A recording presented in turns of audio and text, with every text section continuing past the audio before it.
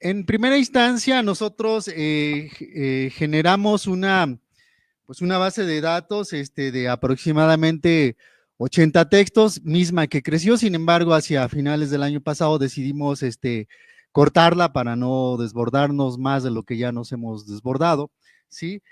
Igualmente, base de datos que se generó a raíz de que buscamos pues efectivamente en algunos repositorios de la mano del software Revit, por ejemplo, ¿sí? Y encontramos algunos elementos, además de textos que existen físicamente y que todos conocemos como la imagen que está ahí. Bien, ¿qué decidimos a partir de que ya teníamos todo lo que habíamos encontrado? En primera instancia fue buscar y encontrar. La segunda parte era más complicada, que era revisar lo que habíamos encontrado, ¿ok? Entonces, la que sigue, Quique, de favor. Nos dimos a la tarea de sistematizar la información que teníamos, eh, exclusivamente apegándonos a elementos como el título, obviamente los autores, el año, las palabras claves, el resumen, el objetivo, las bases teóricas, los conceptos o marcos teóricos que proponían los autores que hemos encontrado, la metodología y sus resultados y conclusiones, ¿ok? En ese sentido es como empezamos a revisar a profundidad los textos que hemos encontrado y estas son algunas resultantes que evidentemente no se ven en esta diapositiva, ¿sí? Y de ahí decidimos organizarnos para no desbordarnos mucho, encaminados hacia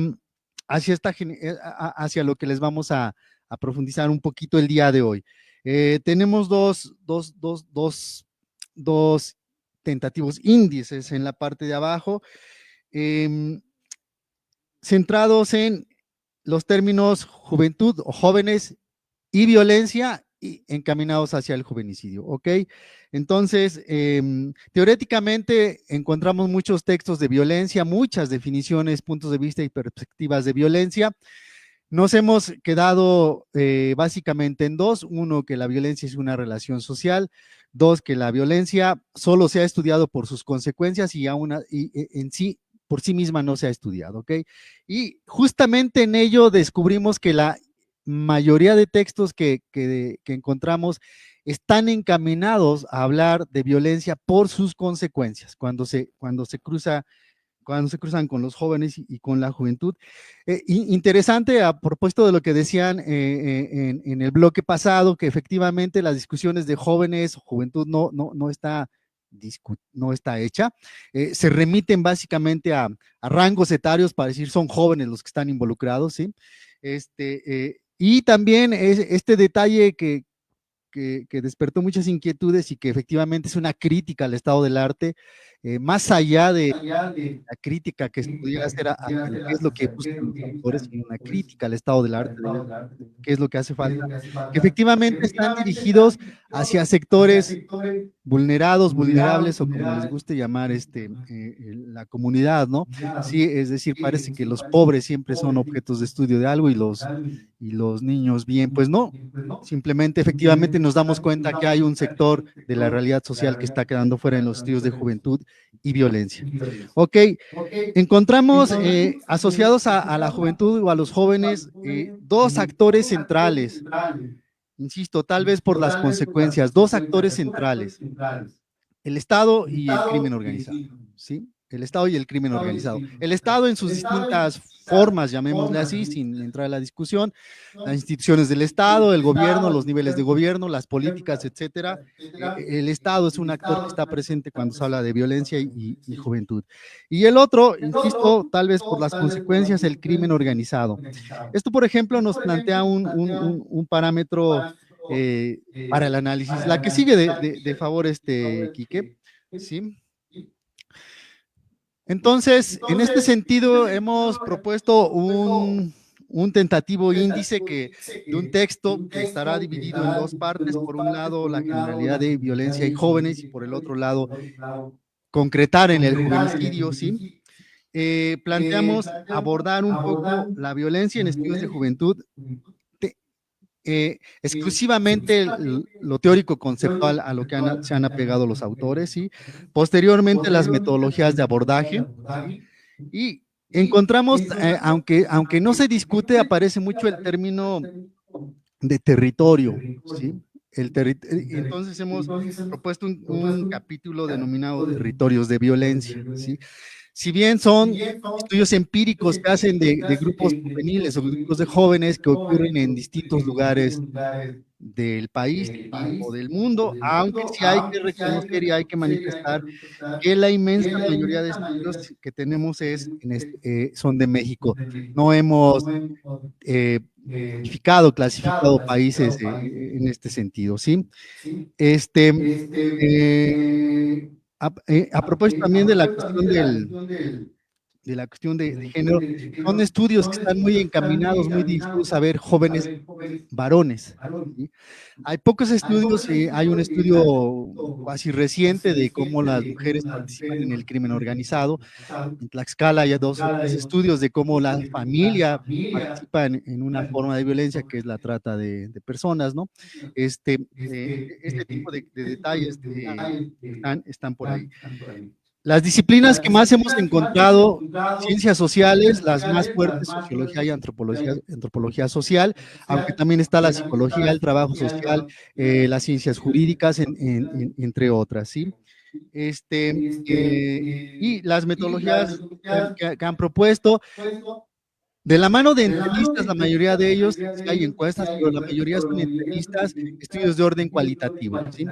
Nos plantean, porque no hay un estudio no hay estudios de larga data, pero sí nos plantean parámetros temporales. Por ejemplo, hay autores que hablan del 2006, 2007 al 2011, 2012, y luego del 2012 hacia acá, cómo se disparan otros actores y otras formas de violencia que denominan los autores, que dan pie a categorías emergentes, que es un capítulo que nos va a conducir al jovenicidio, ¿sí?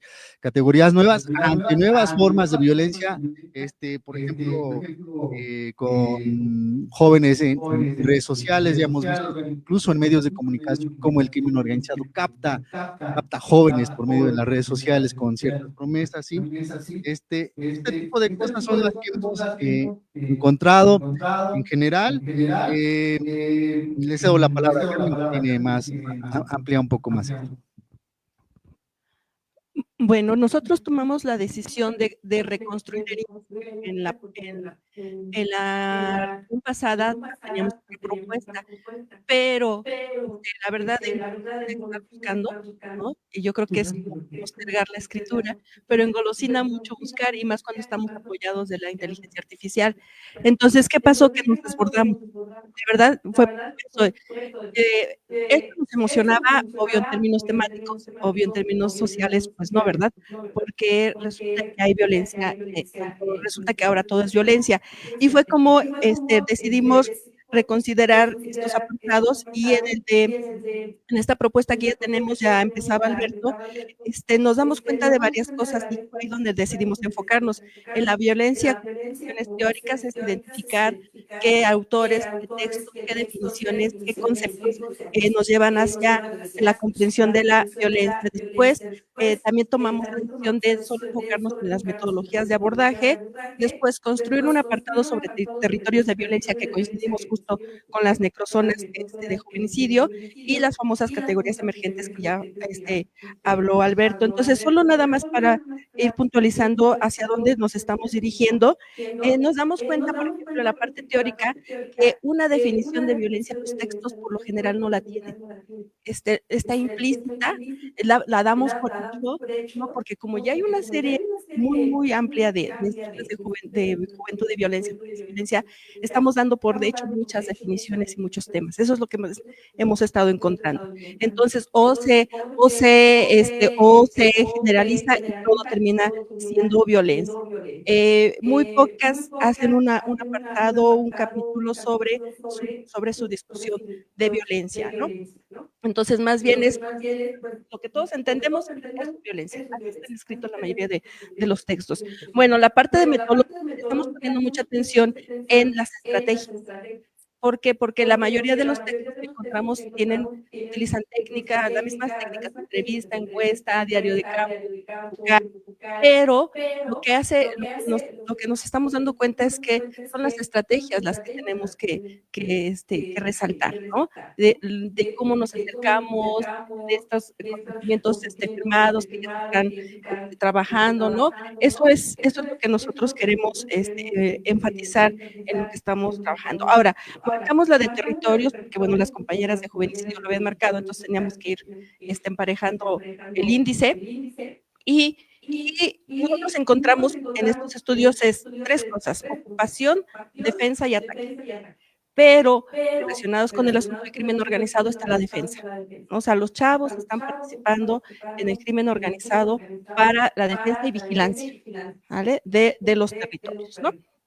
Y bueno, después vamos a las zonas, territorios de riesgo, y también estamos enfatizando en la parte de la cotidianidad, como la calle y la escuela, ¿no? Después, estos 9 temas emergentes que hablaba Alberto, nos centramos especialmente en el juvenicidio con Chela y con Edith, y bueno, también nos estamos encontrando cosas interesantes, como son las metodologías participativas, eso es bien importante, y los grupos de buscadoras, de madres buscadoras y padres buscadores, ¿no? ¿Qué están haciendo con respecto a la participación de los chavos en, en la cuestión de la violencia?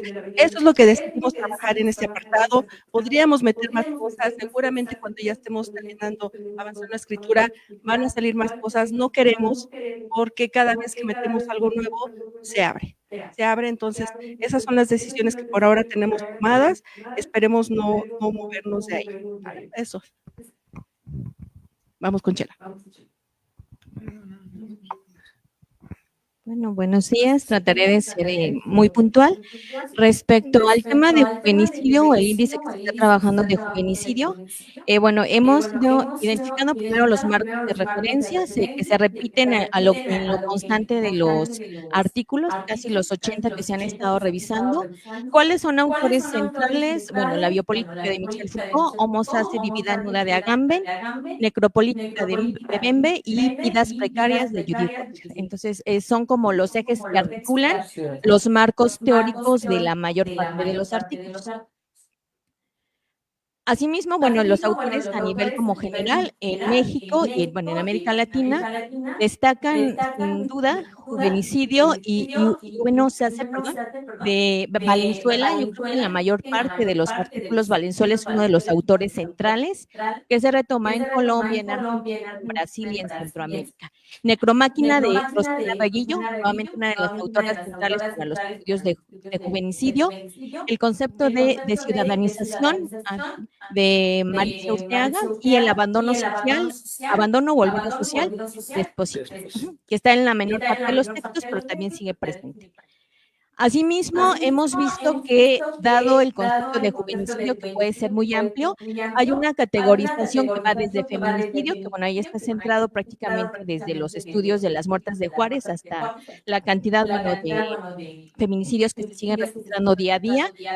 También se desprende genocidio, etnocidio, desaparición forzada, donde México tiene más de 140,000 personas desaparecidas, de acuerdo al Registro Nacional de Personas Desaparecidas y No Registradas, y también el contexto de bajas colaterales. Muchos de estos conceptos, y bueno, ahí se encadena con los conceptos de precarización, pues muchas de ellas se consideran como vidas desechables, prescindibles, jóvenes indígenas, afros, entre otros. Dentro de las categorías de juvenicidio, los autores han utilizado este concepto de juvenicidio para hacer el análisis, por ejemplo, de los antecedentes del juvenicidio en América Latina. Aunque si bien el concepto parte del, no sé, de los 2000 hacia acá, algunos han ido utilizando el concepto de juvenicidio para estudiar procesos, en específico movimientos sociales hacia atrás. Un caso, el estudiante caído en Colombia, la leva militar en Perú, los movimientos estudiantiles desde 1968, podríamos sumar otros movimientos sociales en América Latina. Sin embargo, pues no es la política específicamente irnos hacia los movimientos estudiantiles, que ahí hay toda una beta de análisis, y las masacres estudiantiles en el 75 en El Salvador, que El Salvador, pues, bueno, está teniendo pues está siendo analizado, digo, fueron los menores ejemplos que encontramos, pero no solamente se habla de esta masacre estudiantil, sino actualmente de las políticas de Bukele en cuanto a exponer precisamente a maras, a Barrio 18, negarles la posibilidad de que sus familiares los busquen. Y una de las propuestas que tiene es borrar de los cementerios el nombre para evitar que las familias visiten, bueno, los espacios. Asimismo, en la siguiente, en los conceptos de juvenicidio que se han ido encontrando, está el clásico, ¿no? Aparece FEISA con juvenicidio moral, que lo desglosan económico y simbólico, que depende el tipo de documento, pues bueno, habrá algunos que hablen de juvenicidio simbólico, económico, dependiendo la discriminación, la racialización, incluso el género y la etnia.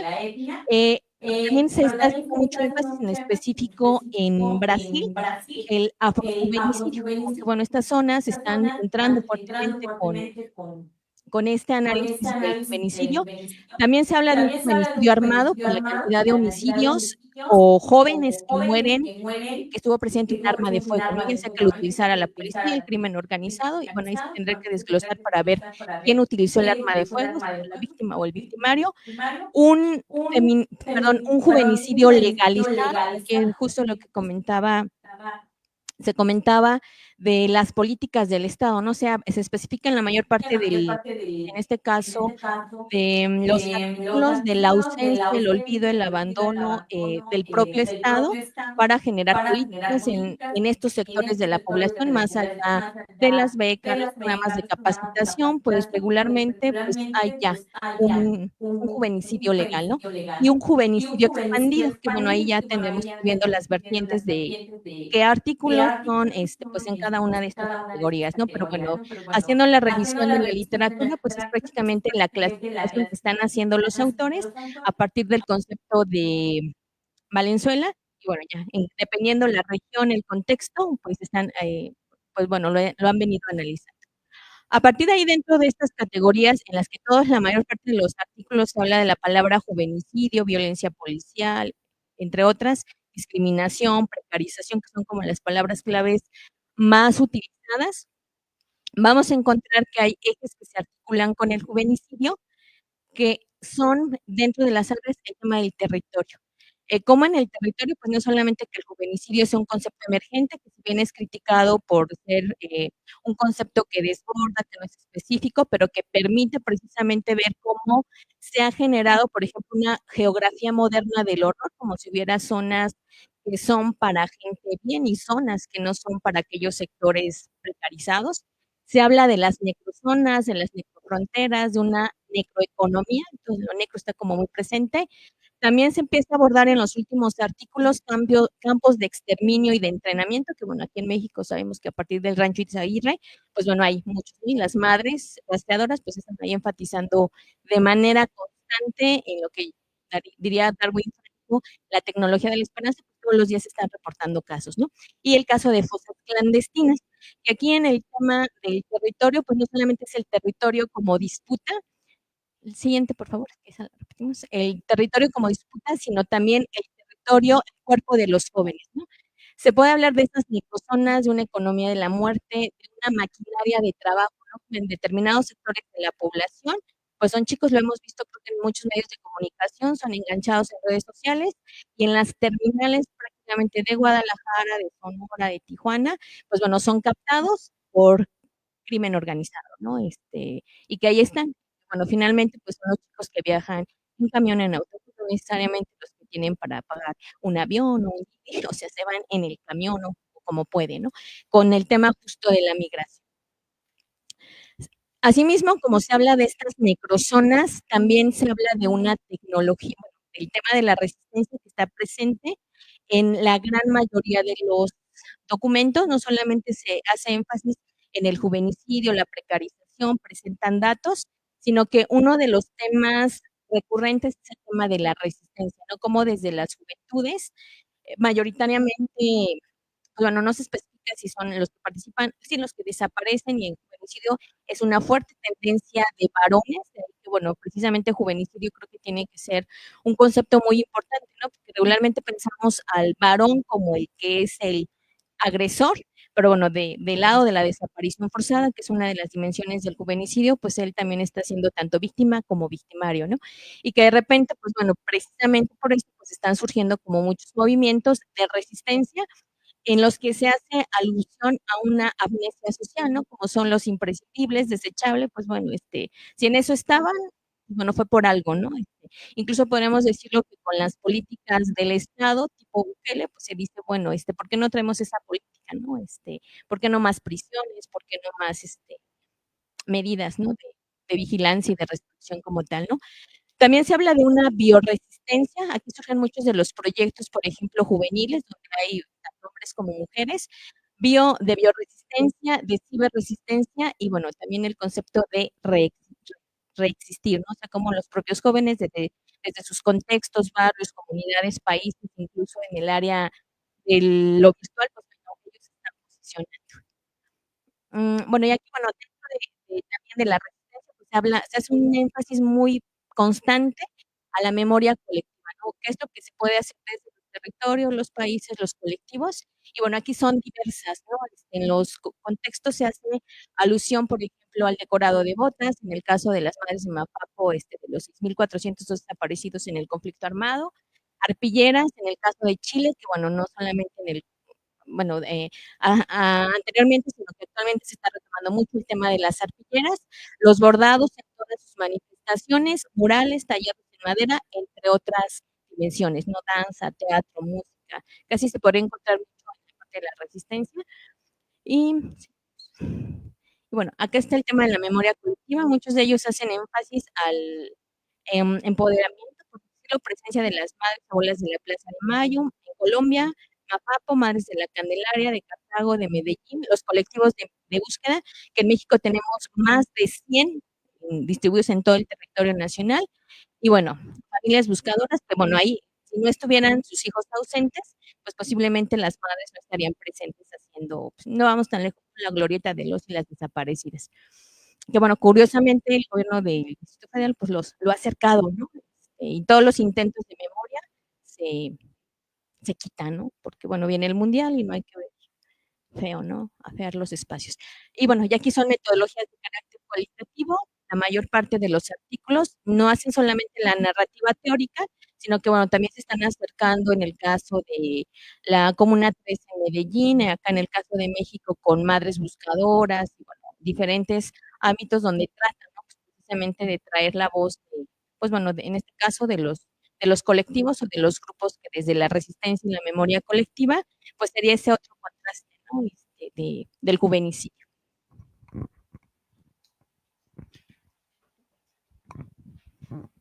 Bueno, esa es la parte que estamos trabajando. Yo creo que coincidimos con varios. Estamos haciendo primero esa búsqueda a partir de lo que nos enseñó Enrique del Ravi, pero ya que estamos haciendo la revisión, pues vamos ubicando que hay ciertos elementos que tenemos que seguir profundizando, enfatizando en el caso de la violencia, los tipos de violencia, qué elementos vamos a trabajar y también el tema del juvenicidio. Tenemos bastante información y como decían los compañeros de la mesa anterior, pues son las cosas que estamos encontrando y que vemos aspectos interesantes como el tipo de investigación que se está haciendo, desde dónde lo están realizando, si es mixto, interpretativo, fenomenológico, incluso no el análisis del discurso y narrativo que también se encuentran y se vuelven importantes para ver cómo se está presentando o qué se está haciendo a partir del juvenicidio. Y bueno, los tipos de estudio, como ya decíamos, hay entrevista en profundidad. También un elemento importante que hemos encontrado en el caso del juvenicidio es el análisis visual, ¿no? Cómo parte de los medios lo están presentando y también eso nos da una perspectiva, ¿no? La observación participante, claro, también se hace etnografía. También muchos de los artículos tienen una revisión bibliográfica y documental para recuperar cómo se ha realizado, cuáles son los elementos y también tenemos el análisis del discurso y del contenido, qué se está hablando, cómo se está hablando y creo que eso también implica el tema de cómo el juvenicidio ya tiene distintas divisiones y depende incluso del territorio, cómo se está tomando y del país. La siguiente, por favor. Y bueno, esta es parte también de imágenes o de lo que hemos encontrado. La siguiente, de cómo las madres buscadoras se vuelven un muy importante y cómo ellas mismas, como ya lo mencionaban en la mesa anterior, justamente, ¿no? Como el performance, incluso el arte, también son elementos que se están retomando y que es parte de esa resistencia. Y una de las partes muy importantes son estas botas que se hacen en Colombia y los bordados acá en México, como esas madres buscadoras de diferentes estados, bueno, invitan a la población a que borden el nombre de alguno de sus hijos desaparecidos, o sea, cómo esas redes de apoyo también se van incorporando y van haciendo distintas performances, que me parece también muy importante, muy valioso, y de cómo se están recuperando en los distintos estados de la República Mexicana, pero que también lo vemos en países de América Latina.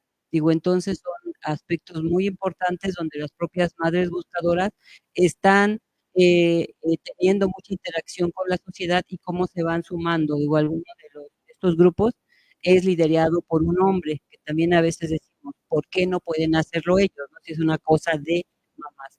Entonces es, yo creo que un trabajo interesante y como ya lo decía Carmen, pues bueno, uno llenó su texto en Excel, pero conforme ya vamos detallando cada uno de los textos, pues vamos ubicando y bueno, se va reestructurando el índice o de cómo vamos a dar esa explicación de ese estado del arte, porque hay mucha información valiosa y como decían, llega un momento en que también vamos a tener que retirar algunos artículos porque no cumplen o no están dentro del enfoque que nosotros les queremos dar.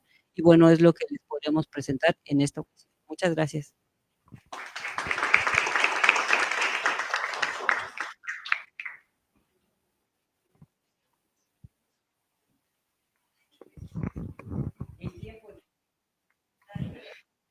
Sí, justo.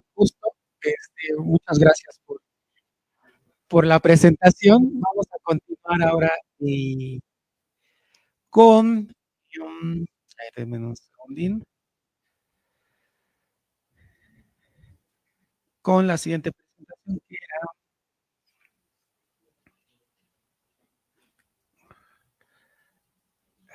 es esta, ¿verdad? A cargo de Rosa Salazar, la doctora Ángeles Cortés y la doctora Isabel Rojo, que nos acompaña justamente en el Zoom. Entonces, igual, 15 minutitos, les hago una señal. Prometo ya que no será tan agresiva.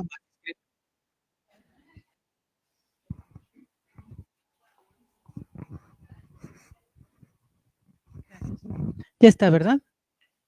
Perfecto. Entonces, pues muy buenos días, buenas tardes a todas y todos. Rosa Salazar del Laboratorio de Derechos Humanos, Comunicación y TIC. El día de hoy vamos a presentar una primera parte en este momento de políticas y violencia en universidades, que es parte de un proceso, un trabajo, un proyecto, ¿no?, de armonización normativa en las instituciones públicas de educación superior, que tenemos un poco más. Ahí estoy, ¿no? ¿Sí? Ahí está. Ok, sí, discúlpenme, perdón, va de nuez. Entonces, Rosa Salazar, no, de ahí estoy. Entonces, hoy queremos comentarles algunos hallazgos que hemos tenido a lo largo de un proceso de trabajo que tiene ya, digamos, en acumulado, ¿no?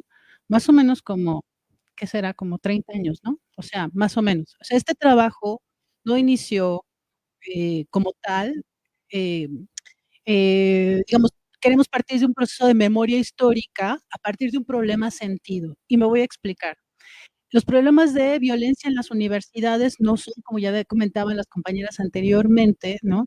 Eh, mm, Condiciones o una condición inmediata y aunque sí hay muchas ocasiones de nuevo descubrimiento para algunas personas, sobre todo para quienes deberían encargarse de generar las condiciones de seguridad e integridad dentro de los espacios académicos. Entonces, no, yo solo hago el comentario y luego sigue la doctora. Muchas gracias. Entonces, quisiera comentar lo que sigue. Al día de ayer, y esto es pan caliente para todas y para todos, ¿no? Aquí se los dejo en la mesa, ¿no? Ayer salió una nota en el Universal haciendo alusión a un comunicado del Instituto de Investigaciones Filosóficas de la UNAM, donde, muy afortunadamente para todas y para todos nosotros que estamos encargados de este seguimiento muy puntual de las políticas de juventudes, nos hacían patente a partir de la problemática que se presentó en la universidad con el asesinato de uno de los estudiantes de CCH Sur, ¿no? Muy lamentable, y la falta, ¿no?, de probidad y de acción inmediata por parte de las autoridades universitarias, que la universidad tuviera además, ¿no?, estas amenazas de bomba, ¿no?, que han sucedido no nada más en el campus central de CEU, sino en otros espacios, en otras facultades y en otras preparatorias. Y en el comunicado, el Instituto de Investigaciones Filosóficas dice, es que tenemos también la obligación de revisar qué pasa con las y los estudiantes universitarios que son menores de edad y que no se está vigilando lo que está pasando ahí, ¿no? Eso es una cosa que ellos ponen de relieve. Lo que sigue es que dicen, y me parece que es muy importante también en términos de lo que se ha estado hablando toda la mañana con respecto a el caso de los sentimientos y las condiciones psicosociales que están colocándose en el tema, en la palestra pública con respecto a la política de salud pública, ¿no?, en materia de salud mental. Dice el comunicado que no, si bien es necesario atender la salud mental y que se aplauden los esfuerzos, la universidad tendría que atenderlos, ¿no?, con sus limitados recursos, pero que no se pueden ignorar que hay algunos grupos de reacción en los avances de lucha feminista y otros esfuerzos, y que no solamente pertenece al ámbito de la salud mental el avance de la política interior de las universidades. Es decir, hay más condiciones que deben ser observadas. Y ahí me remito a una parte que abordaremos en nuestro proceso que tiene que ver con la implementación del enfoque de derechos humanos y el enfoque de dignidad y el enfoque pro persona que son necesarios para observar los fenómenos sociales de las juventudes y de las comunidades, en nuestro caso, las comunidades universitarias. Además de ello, también quiero resaltar ese punto muy importante de cómo la violencia hacia las mujeres en el espacio universitario surge con mayor fuerza a partir de la movilización de las propias mujeres asumiéndose como sujetas de derecho para la defensa de sus propios derechos como universitarias, como mujeres en el espacio universitario. Esto es una situación de observancia para nosotras, porque justamente tiene que ver con el avance de esto que estamos proponiendo como eje, ¿no?, de análisis, que es las políticas y las violencias en las universidades. Entonces, las mujeres como sujetas de derechos surgen como actrices, ¿no?, preponderantes, y eso genera problemas para el entorno social y agudiza la violencia contra las mujeres al punto del feminicidio, como lo que pasó con Lesbia en el 2018 o como lo que pasó pues muy recientemente con la compañera que también fue apuñalada, ¿no?, en la universidad, en el CCH Sur, por cuestiones que tienen que ver, sí, probablemente con una parte que está vinculada a la salud mental, pero que no se reduce solo a eso, y me parece que ese es el punto que debemos tomar en cuenta y que ya desarrollarán las compañeras en un momento más. Por último, cierro este comentario hablando de cómo hemos avanzado en esta estructuración del análisis de la violencia, o de las violencias, si se quiere ver así, pero nos enfocamos específicamente a las políticas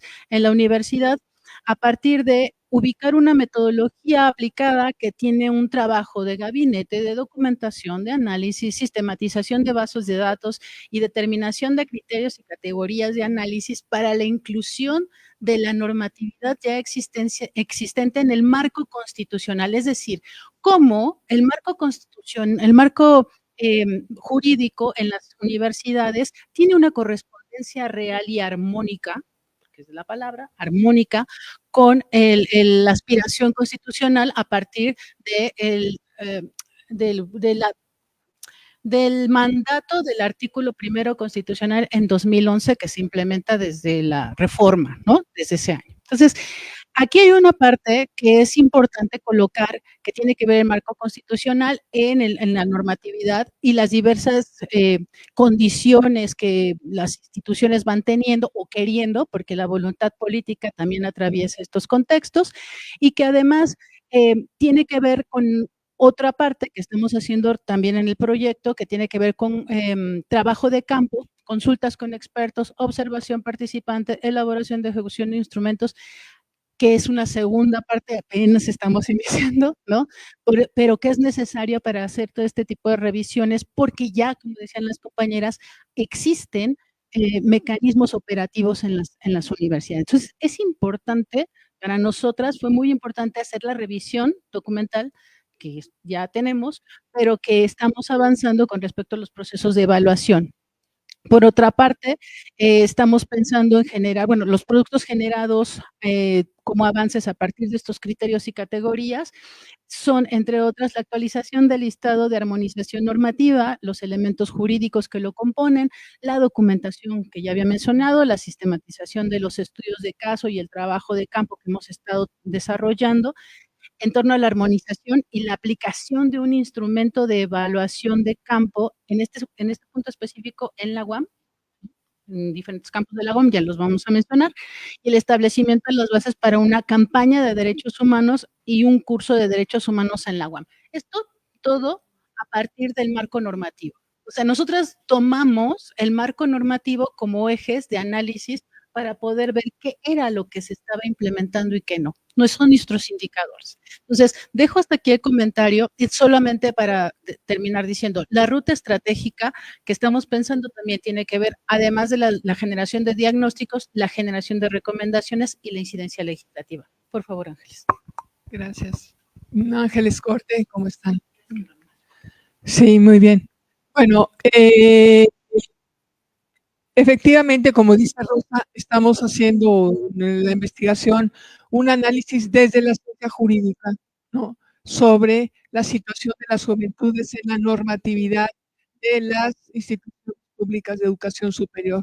México tiene 165 IPES y revisamos las 165, y por otro lado, México tiene firmados 58 tratados en materia de derechos humanos que tienen que ver con jóvenes. Y tienen que ver con jóvenes porque todos los tratados tienen que ver con jóvenes, tienen que ver con personas mayores, tienen que ver con hombres y mujeres, ¿no? Por el principio de universalidad. No hay igualdad sustantiva si no hay un análisis de la interseccionalidad de los derechos por parte de las personas titulares de derechos de los tratados correspondientes. Entonces, lo que nosotros hicimos fue hacer primero un diagnóstico, primero una revisión de cada una de la normatividad que tienen las instituciones públicas de educación superior, cada una de las normatividades en función de los siguientes criterios. Estos criterios derivan directamente del contenido de los tratados, ¿sí? Entonces, como dice Rosa, de la modificación constitucional del 11 de junio del 2010, los tratados forman parte de la Constitución y tienen un principio que se llama de aplicación vertical. La aplicación vertical quiere decir que por estar en la Constitución no necesariamente tiene que pasar a través de otras leyes, sino que se aplica de manera directa, ¿sí? Bueno, ¿cuáles fueron los criterios que utilizamos? El primer criterio fue el criterio de bloque constitucional.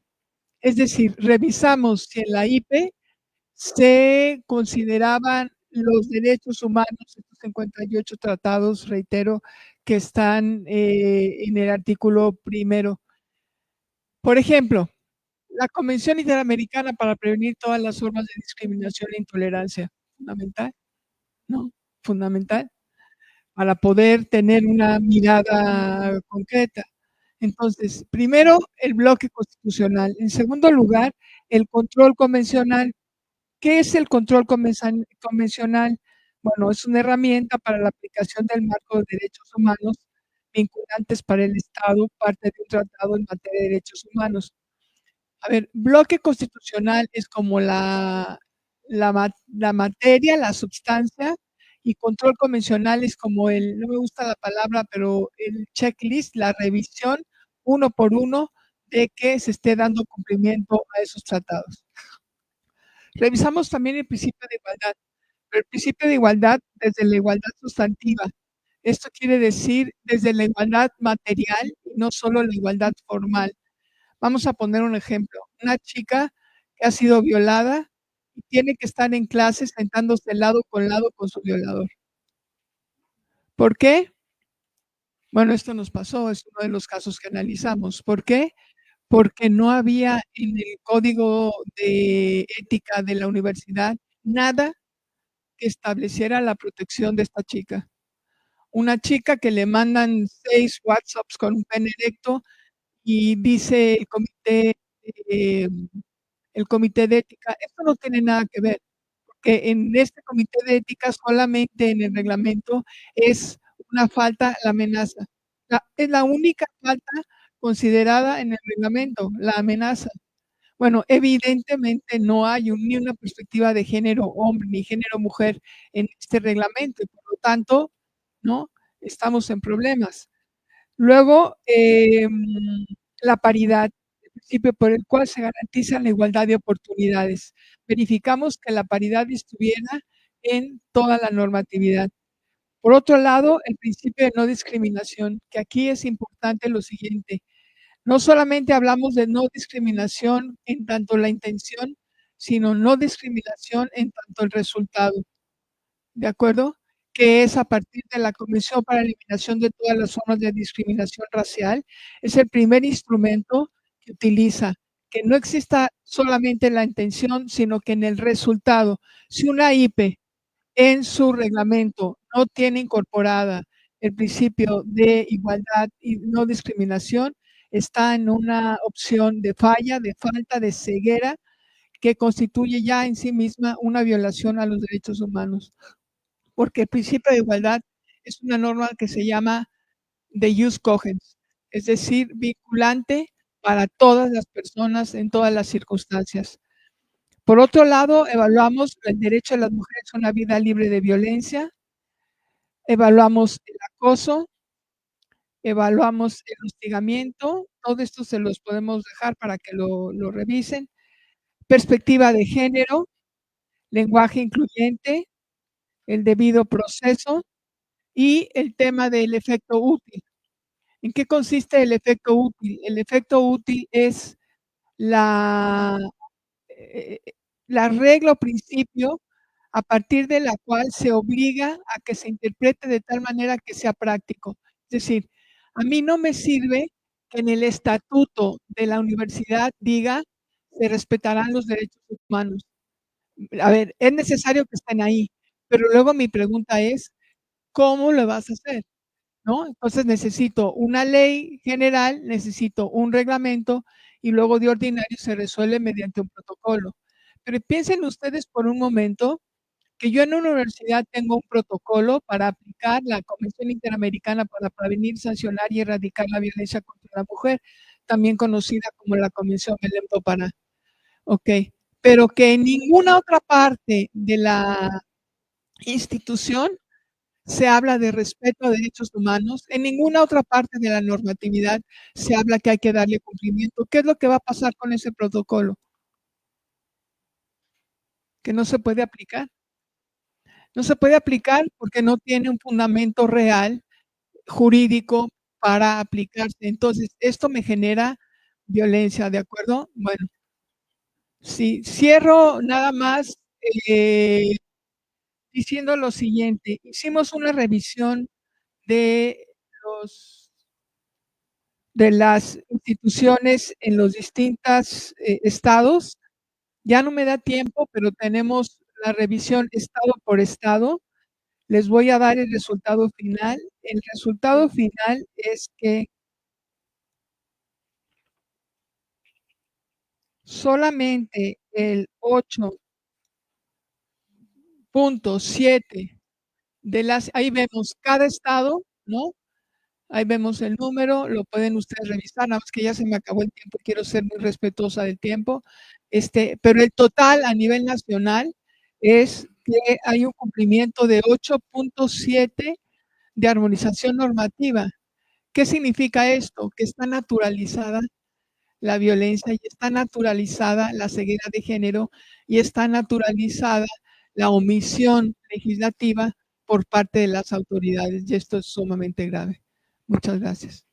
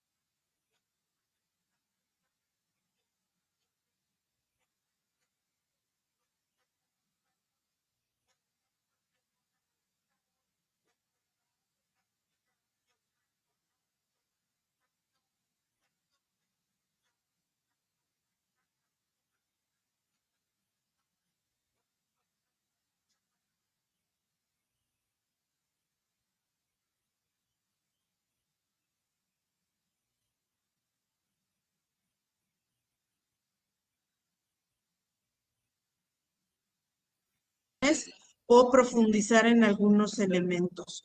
Otras cuestiones que hemos revisado han sido los estudios de caso, donde se revisa una universidad un tema de violencia en particular, y eso ha sido importante. Añadido a eso, desde el año pasado se está haciendo trabajo con las y los estudiantes de la UAM Coajimalpa para que desde las narrativas de lo colectivo juvenil, tanto de mujeres como de hombres, y quienes se identifican con pues un sector no binario, trabajan en la clase de género y cultura el hacer preguntas sobre violencia y cómo se lleva la violencia dentro de la universidad.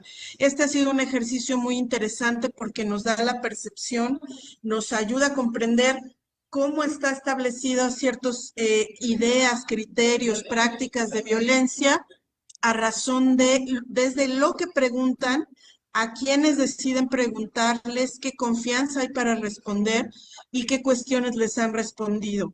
Aquí hemos encontrado muchísima información que no está en los informes institucionales por la confianza que se tienen entre pares, las alumnas sobre todo, de manifestar este tipo de violencias, y se han acercado a diferentes formas de ver la violencia. También este análisis nos deja ver muchas de las omisiones que hay en estos trabajos y estos reportes e informes institucionales, pero nos deja ver también que hay mucha confusión de cómo identificar la violencia y qué es violencia hacia las mujeres en estos espacios.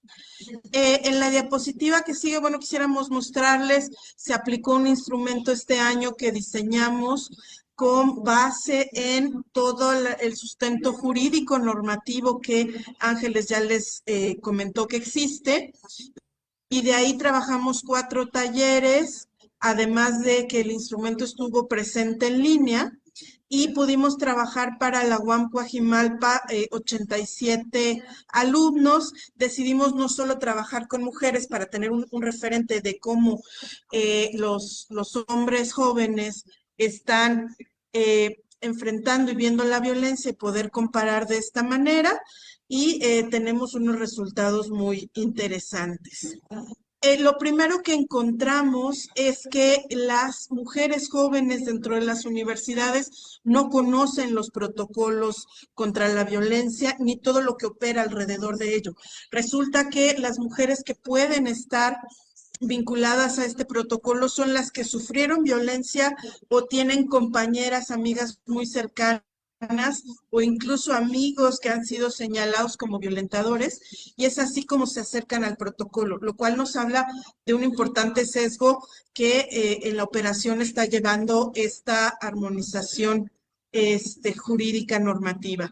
Por otro lado, sí encontramos que los chicos lo conocen más, lo han revisado, y esto ha sido por la preocupación que tienen de poder poder sin quererlo, realizar una acción de violencia y que eso les comprometa su vida, su educación, y quieren evitar estas situaciones de violencia.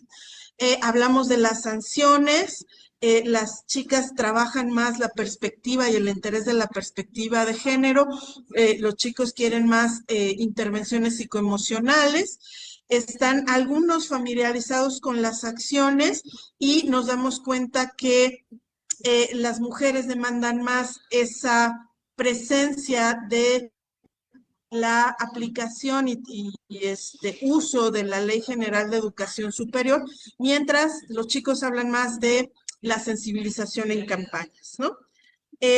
Cuando se habla de políticas de igualdad y prevención en la violencia, hay un consenso para los dos grupos, y quisieran ellos estar involucrados y que hubiera una participación, una información continua en esta cuestión. En cuanto a las otras preguntas, bueno, coinciden en que tiene que estar involucrada toda la universidad, un poquito más, necesarios campañas y talleres, como ya había mencionado, y ahí les pongo un poco que, bueno, pues tenemos un sesgo en cuanto al conocimiento del protocolo, y hay quienes ni siquiera saben que es un protocolo. La mayoría fueron hombres en ese caso. Además que hay una identificación sobre todo de las mujeres, de que no hay un buen acompañamiento y no hay un resultado adecuado después de llevar un proceso, ya que sucedió la violencia, y esto es muy importante, hacia dónde se va a llevar. Es importante decir, cierro con esto, que este taller se va a repetir próximamente en UAM Xochimilco y en Ciencias Políticas de la UNAM, así como vamos a incorporar trabajadoras jóvenes de diferentes espacios, tanto de la UNAM como de la UAM, para poder terminar de comprender qué está sucediendo en este tema, y con esto termino. Gracias.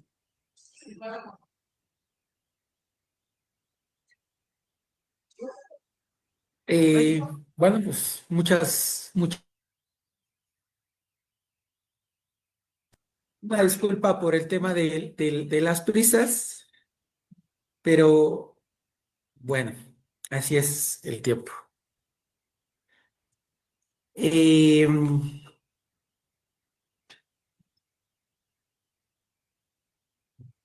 Nada más para continuar, vamos ahora con la presentación de Hugo Moreno y de Rodrigo Sánchez, justamente.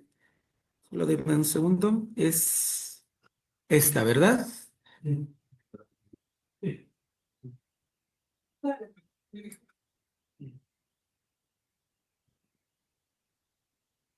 Gracias, Entonces, igual, Enrique. Vamos a pasar con la presentación sobre los avances que tenemos respecto a la construcción del estado de la cuestión en términos de las pandillas en América Latina, visiones, discursos y representaciones en el siglo XXI. Rodrigo Sánchez será quien haga la exposición sobre todo el trabajo que llevamos hasta el momento. Gracias, buen día para todos. Bueno, antes de empezar a desarrollar las temáticas, muy rápido les cuento que hemos hecho en términos así como muy técnicos, porque teníamos una base de datos bastante amplia. Buscamos desde el 2000 hasta el 2024 todos los textos que refieran a pandillas en América Latina. Y bueno, hicimos una serie de cortes, o sea, nos enfocamos en México, Centroamérica, Colombia, Brasil y el resto del continente, sobre todo por el número de archivos que teníamos, ¿no? O sea, por ejemplo, México, Centroamérica tenían muchísima representación, sobre todo Centroamérica, ¿no? Tenemos todavía más de la mitad, yo creo que de la base de datos que tenemos corresponde a Centroamérica, en general Salvador, Honduras y Guatemala. esto en cierta medida responde obviamente a la presencia de grupos pandilleros ahí, que sobre todo desde el 2020 ahora han tenido un incremento en términos de publicaciones. México, Colombia y Brasil también tienen buena representación, es decir, hay gente que ha estudiado mucho estos contextos, y después el resto del continente, porque ya ahí la frecuencia empieza a descender. Teníamos más o menos algo así como 500 artículos, un poquito más, o sea, por todo lo que se ha trabajado, pero tuvimos que hacer unos cortes en términos de que muchos no tenían establecido bien metodologías, no tenían establecido bien quién estaba financiando, y sobre todo también que no habían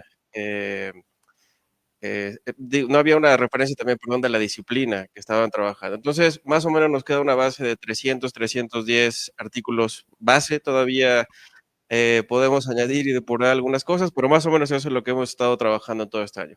La siguiente, gracias, Enrique. Bueno, en términos generales de temáticas, dado que nos pusimos como premisa, Hugo y yo, enfocarnos en un primer momento en las adjetivaciones, acercamientos, visiones, cómo se veían las pandillas en América Latina, metodologías y demás. Las temáticas que más sobresalen, digamos, en términos amplios, uno tiene que ver con el accionar del Estado, es decir, si el Estado despliega una serie de políticas, que ahora voy a explicar un poco más, que tratan de integrar a los jóvenes, que intentan desarticular o que intentan desintegrar a estos grupos, ¿no? O sea, ese matiz es muy importante, entendiendo cómo es que se comprende. Después esto está, esto que hemos trabajado, que son las visiones sobre las pandillas, es decir, todas las producciones que se han hecho desde fuera de los grupos, en términos académicos, en términos de las instituciones políticas y también de las organizaciones que han hecho en algún momento algún informe. Y poco se puede concretar en esto. Hay visiones criminalizantes, la mayor parte de las visiones que se han creado sobre las pandillas son criminalizantes, y hay algunas que son no criminalizantes, ¿no? Digamos, varían estos dos polos. Cuando la visión es criminalizante, pues obviamente lo que vertebra el grupo es el delito, todo lo que se explica va en relación a este delito, las tipologías, la forma de organización, los ritos de paso, después las interacciones que tienen dentro y fuera de los grupos tienen que ver con el crimen. Y hay también, a partir de 2018 o 2020 más o menos, un incremento de textos que son no criminalizantes, en el sentido obviamente de tratar de comprender a los grupos pandilleros a partir de todas las interpelaciones que tienen, de todas las características, de todos estos lazos que pueden formar. Y bueno, más o menos está en este sentido, ¿no? Obviamente todavía es muy amplia la visión criminalizante, la mayor parte de los textos va en torno a eso. Y después esto se articula con la característica de la práctica que tienen los sujetos, ¿no? O sea, en casi todos los textos se menciona esto, el acto violento y el acto creativo. Hay dos polos, ¿no? Si el texto es más criminalizante, se destaca el acto violento. Si hay un texto que es no criminalizante, entonces hay un acto creativo. Más o menos está en esos polos. Gracias, Enrique. Bueno, y esta temática, un poco lo que nos muestra así para explorar con la mayor profundidad posible, es que hay por lo menos 3 características en todos los trabajos que hemos encontrado. Algunas dialogan, obviamente ahí está como la discusión. Hay textos en términos de temática que hablan sobre la integración de los grupos, sobre todo los no criminales. La integración implica no deshacer a las pandillas, comprender los contextos, comprender las prácticas, las acciones, las representaciones que tienen, y a partir de eso desplegar una serie de políticas o intervenciones. Los textos de desarticulación lo que un poco intentan discutir son estos vacíos que han tenido los jóvenes que son pandilleros. La desarticulación, digamos, es una acción que no tiene tantos tintes violentos, un poco es llenar, capacitar, dejar que los jóvenes dejen de ser pandilleros sin reprimirlos. Y después están estos textos que son de eliminación, ¿no? O sea, que abiertamente sugieren la eliminación, el encarcelamiento, un poco están haciendo apología de todo esto. En general, esas son las temáticas que hemos ido discutiendo. Después, al igual que lo que decían hace rato, y creo que tenía razón Enrique, todos vamos a coincidir en eso, se habla del sujeto de la pandilla, que es un joven, pero en casi ningún texto se problematiza qué es eso, ¿no? Ya haciendo un análisis un poco más en profundidad de todos los textos de la región, con, por ejemplo, Atlas T, o sea, así un breve análisis, en cada uno de los países y las regiones que hemos estudiado, aparece dentro de las palabras que más se menciona la palabra joven, pero no se especifica el marco conceptual de lo juvenil, autores, solamente se habla de un abstracto en términos del joven, ¿no? Después de eso se va obviamente articulando de diferente manera. Lo que aparece mucho son jóvenes organizados en torno a la violencia, jóvenes que han tenido deficiencias, que son marginalizados, exiliados también se ha mencionado, pero sobre todo jóvenes que pertenecen a estos grupos y que son propensos a pertenecer a todos los circuitos del crimen organizado, ¿no? De hecho, hay muchos textos que refieren a que es una especie de iniciación para después seguir una carrera delictiva y más o menos eso es lo que representa el sujeto de la pandilla en términos generales. Esto se complementa también con algunos textos, sobre todo que son de antropología, sociología, que un poco que quieren ver a discutir el sujeto, pero hay un problema en términos teóricos que, sí, gracias, Enrique, que se concreta con dos cosas. Primero, con los métodos y las técnicas. Casi todo lo que encontramos metodológicamente responde al orden cualitativo. Sí hay textos que son cuantitativos, es decir, hay algunos pocos investigadores que han podido encuestar a pandilleros, sobre todo en Centroamérica, pero casi todos son de enfoque cualitativo, ¿no? Hay una incorporación interesante en algunos lugares, por ejemplo en Ecuador, con ya instrumentos de acción participante y de intervención directamente. Proyectos que empezaron sobre todo en el periodo de Rafael Correa, en donde se hicieron talleres, donde ya hubo un enfoque de intervención más marcado, que es un modelo que también se ha trabajado en Cataluña y que ha dado bastantes resultados. En general decía esto del sujeto porque muchos de los textos que son de antropología, que son de sociología, tratan de discutir cuál es el sujeto, pero no lo concretan en términos de las discusiones sobre juventud. Ahí hay un vacío muy grande porque se entiende que los sujetos pandilleros son jóvenes o pertenecen a la cultura juvenil, también se trabaja así, pero no se discute específicamente qué significa eso, ¿no? O sea, no hay referencias en casi todos los casos a juvenólogos, tal vez el que aparezca en algún momento sea Carles Feixa, tal vez Maritza Ortega, pero no es una discusión constante, ¿no? ¿Le puedes pasar la siguiente? Gracias. Y esto, en general hemos encontrado básicamente que quienes financian esto son instituciones académicas en un primer momento, es decir, dentro de programas de investigación o indirectamente en términos, por ejemplo, de que hay muchas investigaciones que son de posgrado, o sea, de tesis o sí, resultado de tesis, tal cual, o sea, en términos de que se publican las tesis o de las tesis surgen después los artículos, pero también hay algunos que son financiados por instancias gubernamentales, sobre todo en Sudamérica, Colombia, Perú, Bolivia, tienen muchos que van en este sentido. En Colombia la literatura va mucho en ese sentido.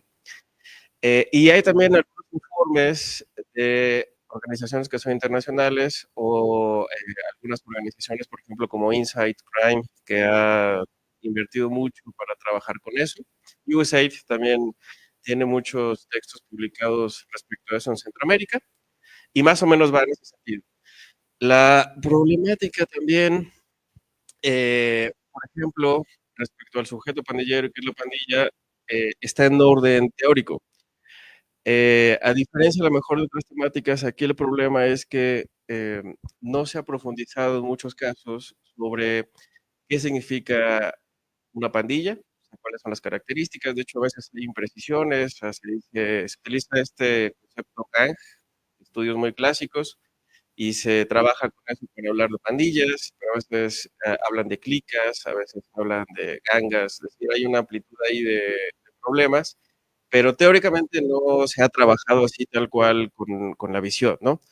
Tal vez Hugo, Carlos Mario Perea, Mauro Servino, a lo mejor tienen discusiones interesantes sobre esa temática, pero en general un poco que se asume que la pandilla son jóvenes que se reúnen para delinquir y no hay una problematización respecto a eso, ¿no? Entonces ahí hay un problema sobre esta parte de cómo ha avanzado la temática. Es una discusión que nos parece a nosotros pertinente, pero que no ha aparecido, ¿no? En los últimos años también, digamos, observa que hay un incremento de textos que enfocan el problema en términos psicológicos y en términos de derecho. Tampoco ahí hemos encontrado necesariamente esta discusión. Y en términos, por ejemplo, del avance, ya también se está trabajando con esta idea de crear políticas que buscan integrar jóvenes. Esto, sobre todo, a partir, por ejemplo, en El Salvador, de todo este problema que se ha generado con esta idea de el pandillero es el malo, todo esta criminalización con Bukele. Ahí sí hemos visto que, por ejemplo, sobre todo en algunos lugares hay una necesidad de entender el problema desde otras características, ¿no? Pues el diálogo un poco va en ese sentido. Y para finalizar, no sé si le puedes pasar la última. Los problemas que hemos visto en propuestas de investigación es que obviamente muchos siguen este modelo clásico, mecánico de explicar a las pandillas en términos de que son criminales, hacer una tipología, perfilamiento, tratar de que dejen de existir estos grupos y en términos amplios, algo que vamos a discutir también, es esta idea de que, por ejemplo, el concepto de pandilla desborda, ¿no? En muchos sentidos lo que pasa, porque hay un abordaje también muy contextual y es difícil poder decir que en América Latina todas las pandillas siguen bueno, en general todas las pandillas que sigan eso, ¿no? Una guía específica. En cada región hemos encontrado obviamente distintas interpelaciones, ¿no? O sea, incluso aquí en México, obviamente hablar de una pandilla en México, dado el caso, sería muy complicado en términos de compararla con una pandilla en El Salvador, ¿no? Hay aspectos que son, no sé, regulares, que se presentan más o menos, por ejemplo, en términos de consumos culturales, de producciones, pero en términos de el accionar es distinto, ¿no? Ritos de paso, formas de estar juntos y demás son muy, muy complicados. Eh, Se me olvidó mencionar que desde América Latina también hay un problema que es no discutirle a este concepto de gang, ¿no? O sea, toda esta tradición, sobre todo estadounidense, europea en muchos sentidos, o sea, vamos a decirlo así, la teoría y los conceptos que se han heredado aquí tienen mucho que ver con estos contextos. Entonces, hay un problema porque no calza, ¿no?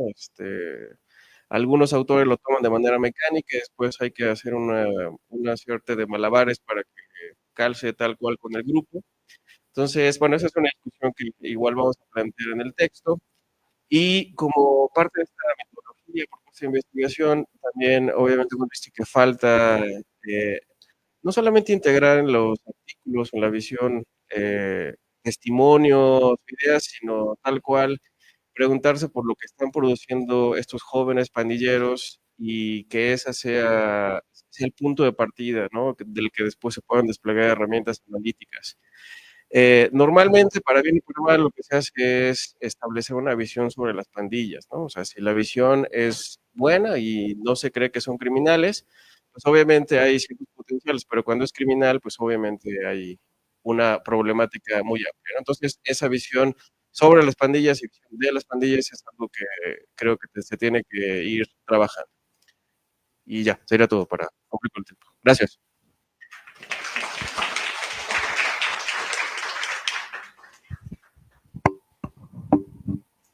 Gracias. Vamos a ver. Última vez.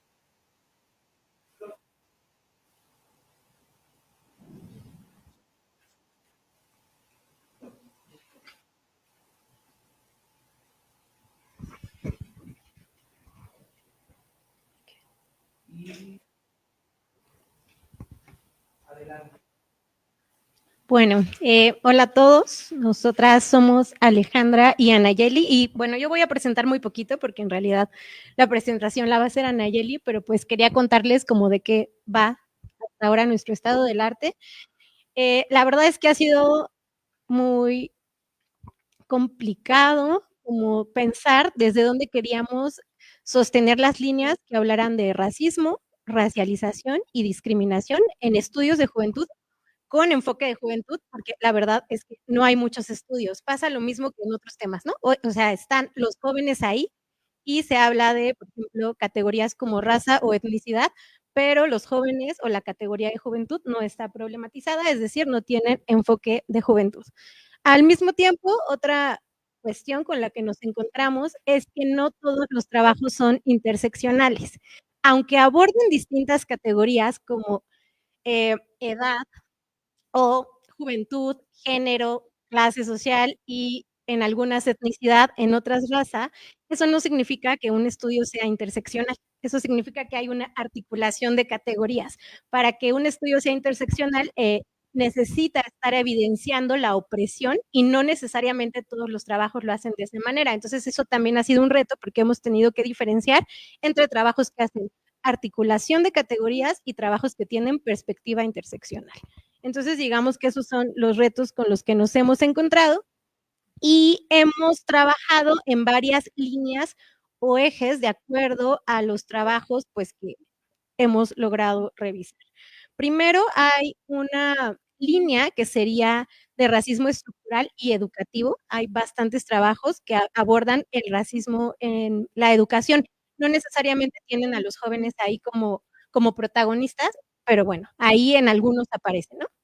Otro sería juventud y procesos de racialización, esto principalmente con jóvenes etnicizados, es decir, jóvenes indígenas o jóvenes afrodescendientes, incluso ahí estarían las juventudes migrantes que también son racializadas.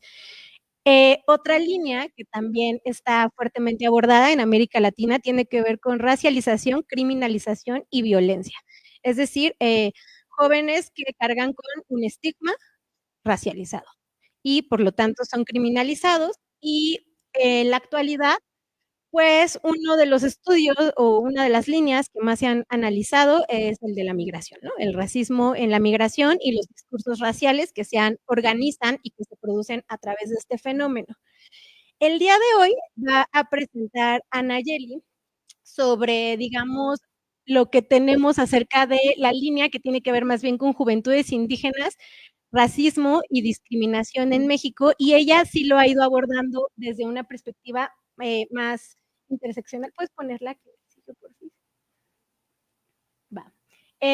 Pues ha habido distintos, Anayeli encuentra distintos enfoques analíticos, ahorita ella les va a platicar como, pues, qué es lo que ha encontrado, pero digamos que esta línea la quisimos separar de las juventudes afrodescendientes, afromexicanas, afrocolombianas, afrobrasileñas, racializadas, porque generalmente se les agrupa, ¿no? Se les dice jóvenes, indígenas y afrodescendientes, y la verdad es que son racializados de manera diferente y tienen problemáticas diferentes, y en ese sentido, nosotros en el grupo quisimos separar los enfoques analíticos que tenían solamente que ver con juventudes indígenas, cómo se producen los procesos de etnización y por lo tanto de racialización, y las manifestaciones del racismo, y por otro lado quisimos hacer el de jóvenes afrodescendientes, y pues el día de hoy va a presentar a Nayeli la línea de juventudes indígenas.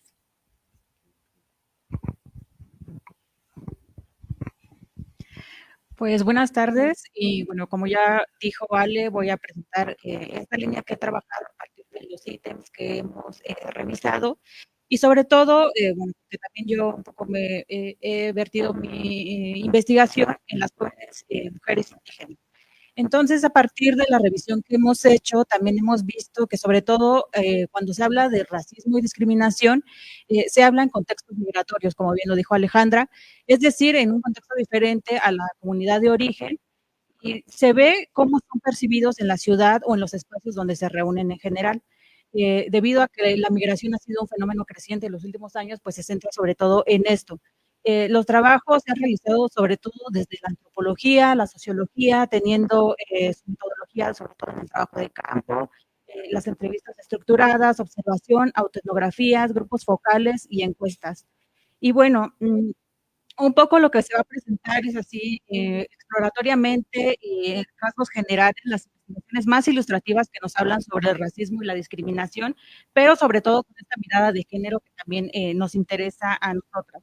Por lo tal, hemos visto que sí se habla en el ámbito escolar, en el ámbito laboral, en la vida cotidiana, pero un poco no se habla de esto que ocurre en la esfera privada y también sobre los sentimientos y situaciones de autopercepción, que esto es muy importante al hablar de racismo y discriminación.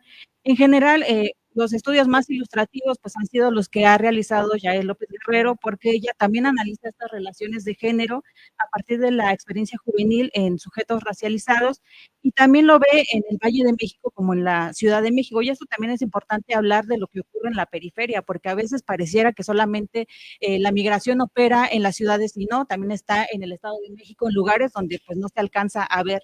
Y también esto es importante de analizar. Por ejemplo, también Luis Fernando García Álvarez ha visto estas configuraciones étnicas en Monterrey, un lugar que también se centra en eso de la migración. También al hacer la investigación con estas jóvenes mijes, mucho de lo que yo he encontrado es que los lugares a donde se van, por ejemplo, porque, bueno, la cultura mije es del estado de Oaxaca y ellos también se han centrado en esto de las taquerías y estas taquerías están en San Luis Potosí, en Monterrey y en otros lugares. Entonces también él ha visto estas implicaciones de las prácticas racistas, sobre todo en las relaciones de poder, que esto también es importante de poner atención. Al igual, por ejemplo, Tania Cruz Salazar en sus investigaciones en Chiapas menciona esto del entorno escolar y cómo también el idioma originario permea en estos actos discriminatorios y racistas que hay. También Natividad Gutiérrez Chung en la zona metropolitana del Estado de México y de la ciudad ha visto estas desigualdades, no se centra solamente en los jóvenes migrantes indígenas, pero ha visto cómo también a partir de las desigualdades estructurales y simbólicas se ve esto a partir de la teoría interseccional. Pero bien, como Alejandra lo mencionó, es una articulación más bien de estas categorías, ¿no? Porque no se habla como tal de estas opresiones y cómo opera también en las mujeres. En este caso de la autoetnografía, ha sido muy pocos los trabajos autoetnográficos que abordan esto del racismo y la discriminación. Uno de ellos ha sido el de Yamili Chan Sul, que comparte también las experiencias racistas y discriminatorias que vivió durante el bachillerato y la universidad, pero también esto que se vincula con la exclusión y la inferiorización, debido a, bueno, ella menciona, ¿no?, que se le subrayaba su nula capacidad intelectual por sus prácticas culturales mayas y también debido a su experiencia. Y bueno, ante este panorama de las investigaciones, es importante para mí como un ejercicio también para ver estas categorías, analizar dicho contexto en un ejemplo concreto que nos ha sido también poco abordado, que ha sido los jóvenes migrantes mijes en el Estado de México, que forma parte de, bueno, de mi trabajo de investigación, digamos, de la maestría y del doctorado, pero que también involucra a diferentes generaciones y gracias a ver estas generaciones pude ver esta experiencia de los jóvenes. En general vamos a hablar de 3 testimonios, una es de una trabajadora del hogar, de una estudiante y una ama de casa, porque es importante decir también esas trayectorias que tienen las jóvenes. Bueno, debido a ciertas violencias estructurales y situaciones personales, pues ellas salen de su comunidad. Voy a referir directamente a estos testimonios que yo he encontrado para que esto sea como que más ilustrativo también. Para el primer caso, Nora es una chica de 29 años que llegó a la Ciudad de México debido a que en su comunidad no contaba con los recursos para continuar con sus estudios. Por lo que hace, bueno, desde los 21 años, con ayuda de su prima, ella sale de su comunidad y se encuentra trabajando desde hace 9 años en un trabajo del hogar de planta ubicado en una zona residencial de Naucalpan. Y bueno, voy a citar, sabes, cuando llegué lo primero que quería era conocer la ciudad, porque lo ves en fotos, pero no sabes lo que hay. Para mí fue maravilloso ver que puedes visitar museos, salir a pasear sin que te controlen o te vean con quién vas y a dónde. Al preguntarle sobre el trato que ha percibido, ella ha notado ciertas diferencias y cito, híjoles, pues sí es diferente. Para empezar, en mi trabajo hay una diferencia en cómo nos vemos. Las personas con mi color somos las que servimos a los güeros. Ellos nunca nos sirven a nosotros. Entre otras cosas, Nora nos compartió que debido a su escolaridad, ella, desde que salió de su comunidad, supo que el trabajo que podía aspirar era al de trabajadora del hogar. Y cito, mis paisanas, mis tías, todas hemos trabajado así. Son pocas las jóvenes que estudian una carrera porque para empezar, pues allá no hay universidades y también no hay dinero suficiente para que los hijos se desarrollen de esa manera. por lo que las personas que tienen este capital pueden ir, pero también los que son aceptados en universidades como, bueno, en Oaxaca o internados como en este caso en Chapingo, ¿no? En el Estado de México. Respecto al trato diferenciado que ha sentido, menciona que sobre todo se acentúa fuera de su trabajo y menciona, la gente en la calle a veces pregunta de dónde eres, piensa que por mi cara soy de otro lado y eso que no les hablo en Mije o en Ayuc, pero también me preguntan eso, ¿qué hablo? A veces eso también se siente extraño. Puntualiza que en su trabajo ha ocultado algunas de estas prácticas culturales y menciona, no es lo mismo, acá no hay contacto con la tierra y no puedes andar regando mezcal. Cuando voy a la casa de mi tía es cuando hacemos tamales, cuando hablo con ella en Mije, porque en mi trabajo una vez me escucharon hablar y me preguntaron por unas palabras, luego sin querer escuché que se referían a mí de manera fea, y se preguntan, ¿no? ¿Por qué en mi cara no me dicen lo que piensan y lo que dicen, pues no es honesto, el interés de saber sobre mi lengua? Para el caso de Tamara, otra joven, ella se encuentra cursando la universidad en una institución pública, tiene 28 años, en su caso salió de su comunidad a los 5 años, ella sabía hablar mije, pero debido a que también debido a la socialización, pues ya no se acuerda, ¿no? De cómo se habla el mije. Y menciona que también sus exclusiones, sobre todo, han sido en el ámbito escolar. Y dice, al inicio era extraño por mi apellido. En todos lados me preguntaban de dónde era y eso fue un momento en el que supe que no le preguntaban lo mismo a los demás. Subraya que durante la secundaria y preparatoria poco sabía de discriminación y racismo, pero hasta la universidad fue que supo. Y también algo que ella mencionó es que estas prácticas llegaron también a esta autopercepción que en algún momento ella dijo, puedo continuar con mis estudios, cuenta con la capacidad intelectual para seguir, o mejor, pues cedo ante esta presión también mediática. El último caso es de Leina y ella tiene 30 años, tiene 2 hijos, y su historia de migración es similar a la primera, pero ella menciona que sobre todo estos actos de discriminación y racismo los vivió en el ámbito laboral y menciona que sobre todo, bueno, ella ve o hace esta comparación de cómo se trata en la ciudad, digamos, y en el estado de Oaxaca, y ella encuentra que en el estado de Oaxaca esta discriminación y racismo es mayor, ¿no? Sobrepasa todas las esferas y eso también permea en la manera, a lo mejor, en la que nosotros hemos visto, ¿no? Cuando vamos allá, a lo mejor vemos mayor multiculturalidad y pensamos quizá que haya un mayor respeto, pero en la experiencia de las sujetas no ocurre de esta manera, ¿no? Entonces también es importante verlo así. Y bueno, en general me parece que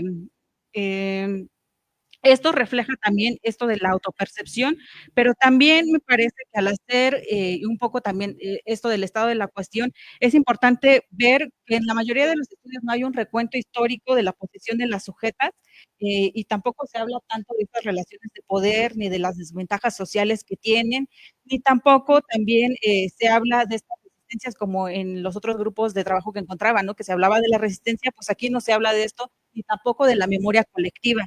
Y bueno, también desde mi propio posicionamiento como mujer mije indígena, veo que también faltan estos trabajos autoetnográficos que precisen las experiencias personales en el marco, digamos, mundial, nacional, estatal, regional, para tener una mayor aproximación de la voz de los actores, ¿no? Entonces, por algo, porque eso es algo de mencionar también, ¿no? Que las personas indígenas también estamos en los posgrados, en las universidades, nos estamos formando y también podemos hablar de nuestras propias experiencias.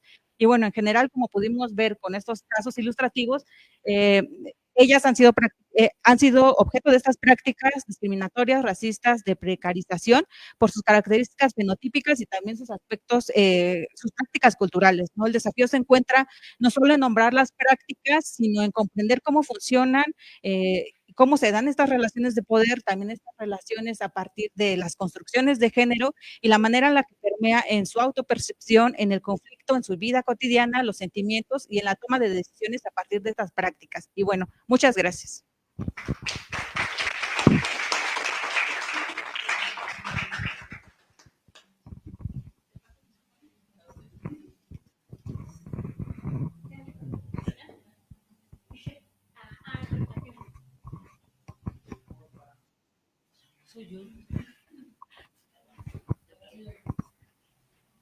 Bueno, pues muchas gracias a todos las participantes, los que presentaron en esta mesa.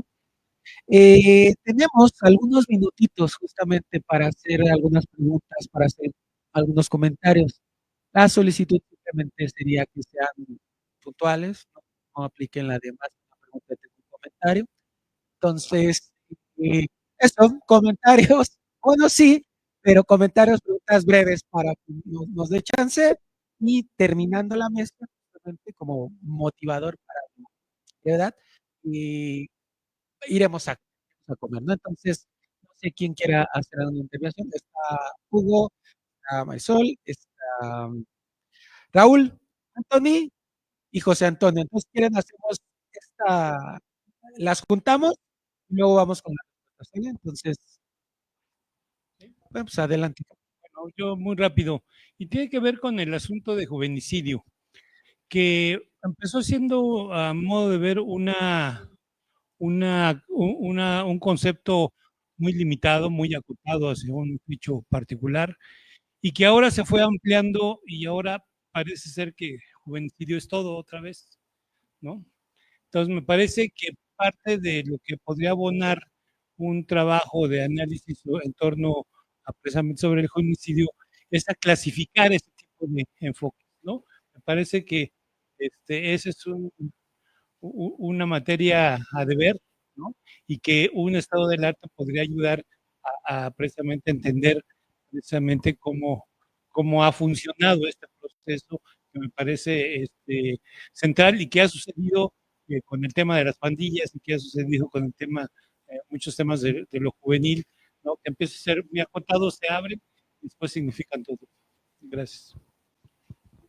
Sí, igualmente breve.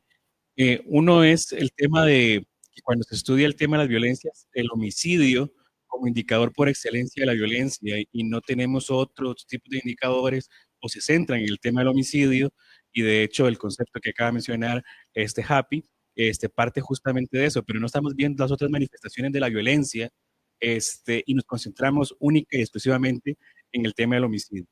Lo otro es una pregunta directamente para Rodrigo y Hugo, si dentro de estado del arte pudieron ver propuestas que entienden a las pandillas como crimen organizado, es decir, que han mutado y que ya no se entienden solamente como pandillas, sino como crimen organizado debido a sus prácticas. Gracias. ¿Quién sigue? Gracias. También lo mío es muy puntual. Quería preguntarle a Carmen y Alberto, me llamó mucho la atención esta diferenciación que hacen los dos en cuanto a la sistematización de información sobre lo metodológico y técnico, ¿verdad? Que es algo en que todos los hemos señalado algo al respecto, pero Carmen y Alberto nos mencionan que para ellos es más interesante centrarse en las estrategias de investigación, ¿verdad? Que es una cuestión más metodológica que meramente técnica, ¿verdad? Y esto me trajo a mí a la memoria el número 75 del acta, de la revista Acta Sociológica de la UNAM, que está dedicado al tema de las metodologías de investigación en contextos de alta peligrosidad.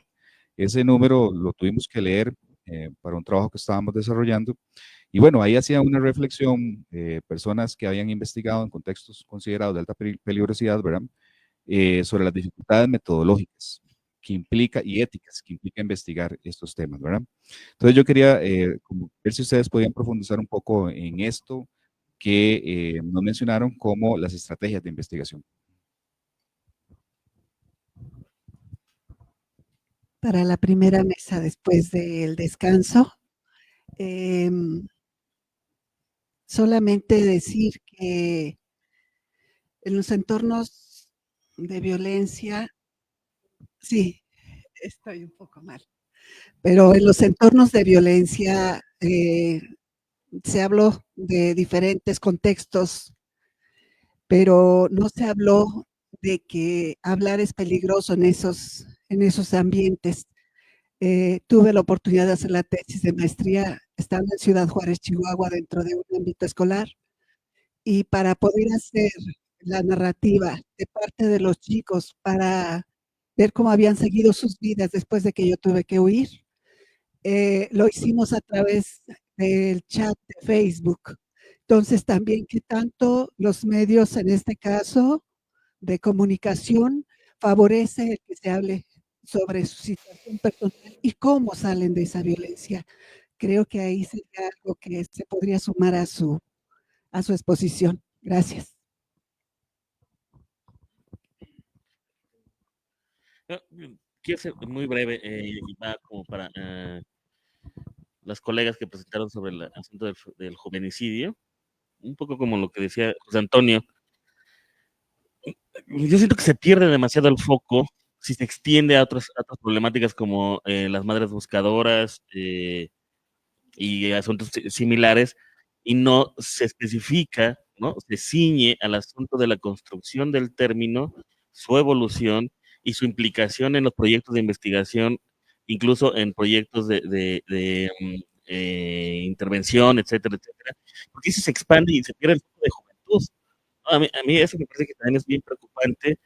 eh, si como hacer un estado de la cuestión sobre lo que lo estamos haciendo, tendremos que tener también ese cuidado o esa vigilancia sobre lo que estamos revisando y hacer la crítica desde ese punto de vista cuando no aparece, ¿no? Como se ha mencionado desde hace rato, Enrique.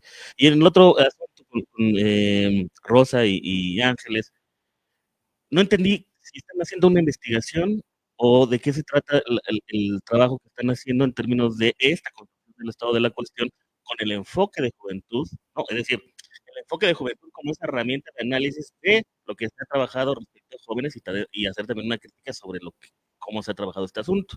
Entonces, no entendí muy bien en qué sentido está este trabajo suyo y si es una investigación o porque hablan de instrumentos, de talleres, están haciendo una investigación y en ese sentido, ¿cuánto se excede a las búsquedas de este proyecto? ¿No? Gracias.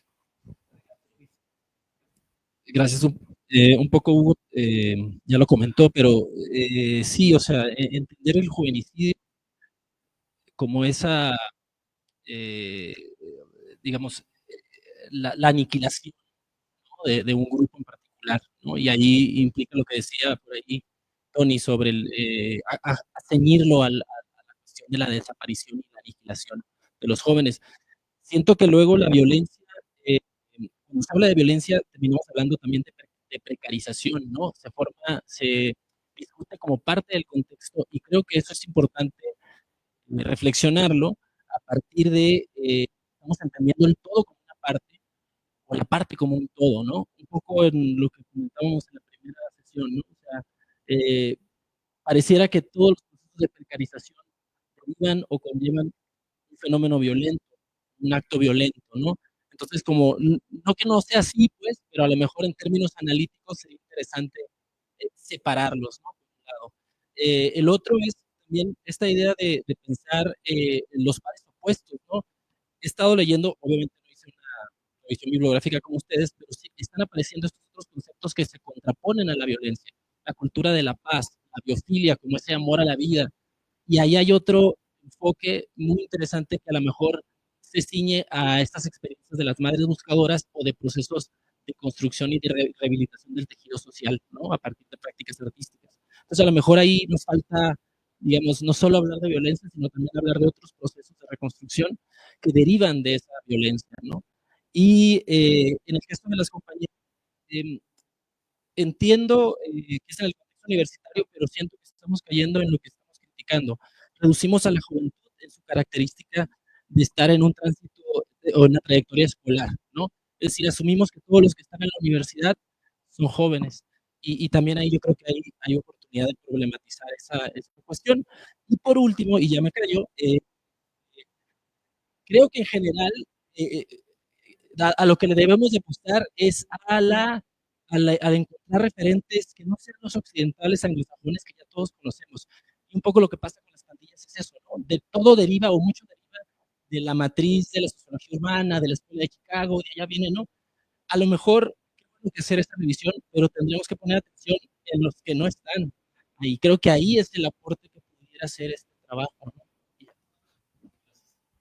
Gracias. Bueno, si quieren, cada uno de los grupos tiene la oportunidad de hacer la respuesta y hacer un comentario de cierre, ¿no? Solamente 2, 3 minutitos igual para hacer. Entonces, si quieren, empezamos. ¿Cómo fueron las presentaciones? ¿No? Para no complicarnos más. Gracias. Como dicen rápidamente, Es la respuesta, esa pregunta nos gustó mucho porque nosotros decidimos las estrategias porque nos empezamos a dar cuenta que metodológicamente las técnicas se repiten, ¿no? Tenemos grupos y ahorita escuchábamos también a los compañeros, tenemos grupos focales, entrevistas, encuestas, ¿no? Observación participante, pero ¿qué queríamos ver de nuevo por aquí, ¿no? Que es cómo abordamos. Y entonces nos dimos cuenta que hay estrategias del cuidado, ¿no? Ya son estrategias del cuidado en trabajo de campo. Y encontramos dos cosas, que es el cuidado del investigador, investigadora. Muchos de los investigadores, muchos de los que escriben son muy jóvenes. Y también a los que estamos muy mayores nos han dado corretizas, ¿no? Entonces eso es lo que quisimos rescatar. Y también el cuidado de los participantes y de los sujetos, como ustedes desean llamarles, el cuidado, ¿no? Incluso ya en muchas instituciones han generado protocolos, ¿no? Para que cómo me das una entrevista, el famoso consentimiento firmado y todo eso, eso es lo que queremos rescatar, ¿no? Porque de lo demás, más o menos, lo vamos a mencionar, por supuesto, pero más o menos estamos en la disciplina y sabemos de qué se trata. Pero las estrategias, creo que eso es un punto importante a rescatar y ahí es donde queremos enfocar la discusión, ¿no? En cómo le hacen, cómo preguntan, cómo se cuidan, quién nos acompaña, con quién van, sí, incluso el pago, ¿no? Porque, por ejemplo, ya hay para muchos entrevistados, entrevistadas, ya se genera un pago o una retribución simbólica, etcétera. Eso es ahí donde queremos llegar, ¿no? Y precisamente por esta cuestión que comentaban por aquí, que tiene que ver con el cuidado de sí, ¿no? O sea, ya no puede salir mi cara, ya no puede salir mi foto, ya no puede salir fotos de los chavos, de las chavas, y todo eso es lo que queremos rescatar y presentar, ¿no? Bien, bueno, obviamente se ampliaría esta discusión al respecto de las estrategias. Me enfoco un poco en la cuestión de esto del homicidio. No nada más nos enfocamos en el homicidio, justamente la revisión del estado del arte nos muestra que hay otro tipo de violencias. De hecho, hay muchos autores que coinciden en que se ha diversificado, al menos en la revisión que nosotros tenemos, se ha diversificado. En México, por ejemplo, el denominado huachicol, los halcones, nuevos empleos, nuevas formas de violencia como el sicariato, etcétera, etcétera, donde los jóvenes que efectivamente no están discutidos, ni jóvenes ni juventud, simplemente porque hay un rango etario, pues estos están participando en la lógica que se mencionaba hace un rato de que los jóvenes como accesorio de, ¿sí? Pero interesante porque los jóvenes no nada más reciben violencia, también ejecutan violencia, ¿sí? Y entonces hay muchos de estos elementos y sí, insisto, en lo revisado, dos actores centrales, el Estado en múltiples formas, como débil, como frágil, como ineficiente, como inepto, como coparticipante, como coludido, etcétera, ¿no? Entonces, y por otro lado, estos grupos delictivos, grupos criminales, etcétera, que han tomado un protagonismo central cuando se habla de violencia y juventud, pero la violencia está diversificada. Y lo último, sí, estas cuestiones que nos han comentado por aquí, de cómo se consiguen testimonios, de cómo pueden hablar los sujetos violentos o víctimas de violencia, esta cuestión de los grupos precarizados, pareciera ser que solamente los que somos precarios somos víctimas o ejecutores de violencia, ¿no? Yo creo que aquí habría que armar una crítica, igual y hablo de más, hacia adelante, de qué resultado en conclusión tendremos como grupos de esta revisión del estado del arte para criticar a estos autores que hemos revisado, para criticar los temas que hemos revisado, porque efectivamente encontramos vacíos de todo tipo, ¿sí? Entonces, pero efectivamente es para pensar y reflexionar y, por supuesto, podremos seguir platicando más adelante. Sí, bueno, sí, ¿me escuchó? ¿Me escuchó? Gracias. Bueno, en nuestro caso, tiene que ver con una trayectoria de trabajos que hemos realizado, Sí, eso para responder al compañero. Nosotros hemos realizado trabajos de investigación a lo largo de más de 20 años, ¿no? Y esos trabajos de investigación han terminado en recomendaciones directamente que se aplican en las instituciones que estudiamos. O sea, no se quedan solamente en el ámbito académico, terminan siendo política pública. Véase, por ejemplo, la ley de los derechos de las personas jóvenes en la Ciudad de México. Ese es un ejemplo que nosotras fuimos trabajando, lo hicimos un sexenio y avanzamos sobre la investigación durante más de 10 años para en 2015 quedara la ley. Entonces, un poco por ahí la respuesta. ¿Qué es lo que estamos haciendo? Nuevamente, un circuito de creación de política pública a partir de una investigación que quedará sustentado a partir de un trabajo de campo también que está colocado en las universidades. En este momento estamos en UAM, como dijo la doctora Rojo, vamos a la UNAM también este año y a la próxima, y estamos trabajando ya directamente con la Universidad Intercultural Indígena de Michoacán y en diferentes ámbitos de trabajo. Entonces, estamos avanzando con respecto a ello y desarrollando todo este análisis desde este lugar para luego estas recomendaciones queden en algún lugar dentro del marco práctico de la política pública, ¿no? Eso es lo que estamos haciendo. Aquí nada más una cosa. Esta política pública lleva, incluso hemos conseguido recomendaciones de la Comisión Nacional de Derechos Humanos, la 02/2020, por ejemplo, que obliga a la armonización normativa en concreto de la UAM Coajimalpa, pero que trasciende ya como una obligación de las instituciones públicas, de las IPES de educación superior.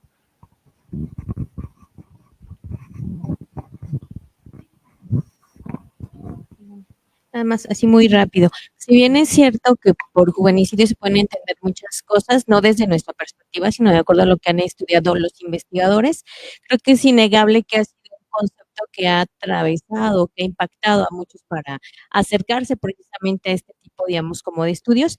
Ya de ahí las clasificaciones que se hacen, pues yo creo que ya puede venir como la crítica, ¿no? Que no es tal vez la forma de analizarlo todo, que no lo va a abarcar todo, que habrá cosas que tendrán que quedar fuera del juvenicidio. Sin embargo, pues sí es un concepto que creo que emergente, ¿no? Que bueno, ahí ya dependiendo ya las conclusiones y demás, pues trataremos de tener esta precaución, que no todo es juvenicidio. Y bueno, nada más lo de madres buscadoras lo hicimos como en esta parte porque aparecieron en artículos de aquí de México, solamente como una de estas formas de resistencia, donde está, no lo vamos a estudiar, sería otro tema completamente, solamente quisimos como puntualizarlo, ¿no? Las movilizaciones que hay, y justo porque el día de ayer o antier, la ONU activó el artículo 134, que por primera vez en México habla sobre desaparición forzada, ¿no? Que no lo había hecho en ningún país, incluido Afganistán o México.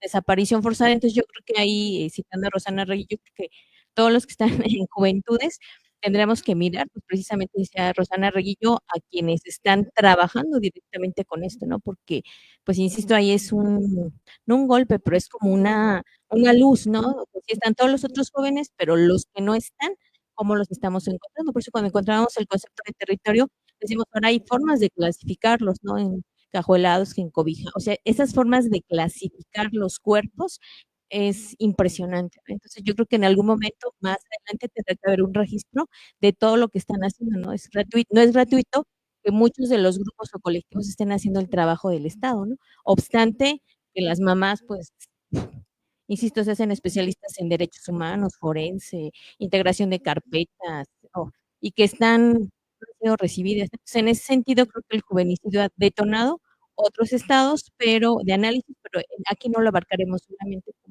como lo han ido puntualizando. Gracias.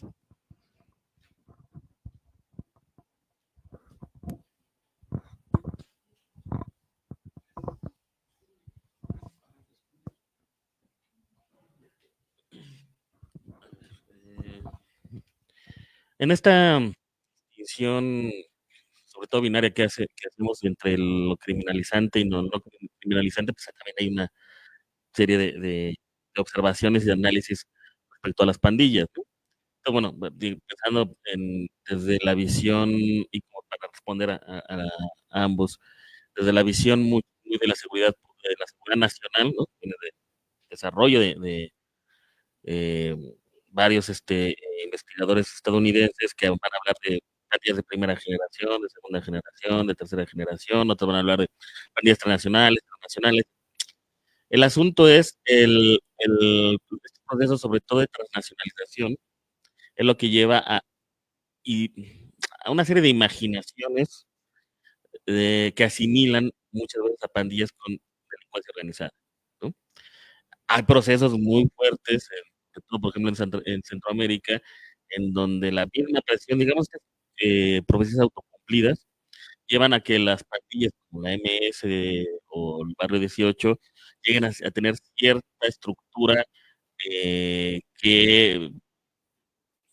les permite tener relaciones o vinculaciones con delincuencia organizada, pero en realidad son pocos los casos en donde hay pandillas que se pliegan directamente como pandillas, ¿no? Como barrio, como clica, como etcétera, se pliegan a la delincuencia organizada. El caso de Ciudad Juárez con artistas asesinos y mexicles y ¿cuáles eran los otros? Y los aztecas, que, que además son pandillas también internacionales, que se forman en reclusorios en Estados Unidos, etcétera, ¿no? Por ejemplo, estoy trabajando apenas el caso en Jalisco, en Guadalajara. La llegada del cártel lo que ha hecho es disolver a los grupos pandilleros, ¿no? Y o los matan o los ponen inactivos o los reclutan, pero cambia totalmente la forma de ser, ¿no? O sea, la pandilla es una forma de ser, de estar y de apropiarse de las cosas. Y la delincuencia organizada es una organización, ¿no? Y como organización, pues tiene una búsqueda económica, claramente, y la pandilla no, aunque encuentre formas, ¿no? No es que sea violenta, y de ahí estoy respondiendo esto. O sea, sí hay una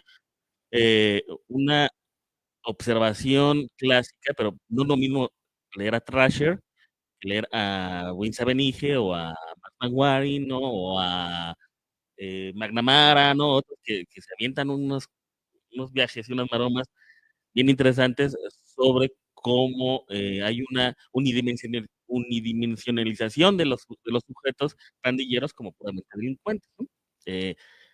Eso es parte de esta distinción incluso de la integración, la desarticulación y la eliminación, ¿no?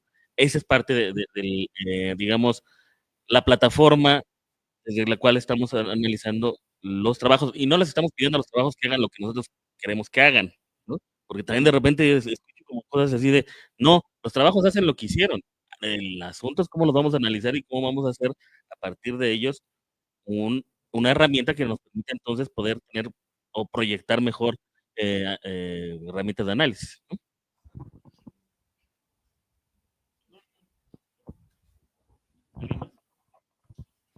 Alejandra, ¿tú no vas a responder? Te preguntaron, ¿eh?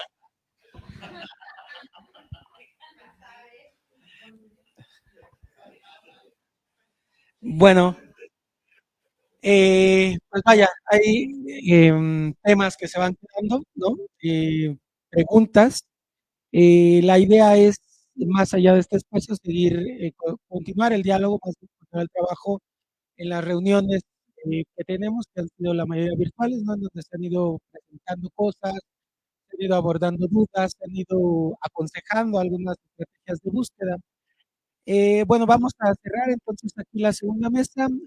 Nos vemos en punto de las 3 de la tarde aquí para continuar con la tercera mesa del día de hoy. Y también recordarles que el día de mañana, a partir de las 10 de la mañana, inician los trabajos. Entonces, la comida es aquí bajando las escaleras, donde estaba el patiecito verde. Ahí será la comida y nos vemos aquí a las 3 para continuar con los trabajos. Muchas gracias a todas, a todos.